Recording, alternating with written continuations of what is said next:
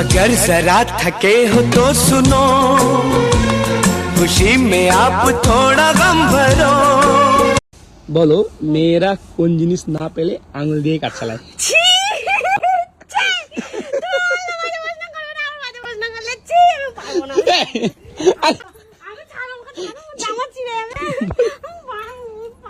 সেই কখন থেকে দেখতেছি তুমি বেল্ট নিয়ে কি গবেষণা করতেছো? বেল্ট আর বিবাহিত পুরুষের ভিতর দারুণ একটা মিল আছে। তাই নাকি? বেল্ট আর বিবাহিত পুরুষের মধ্যে কি মিল খুঁজে পাইলা? বেল্টে ছিদ্র তো অনেকগুলো থাকে কিন্তু ব্যবহার একটাই করতে হয়।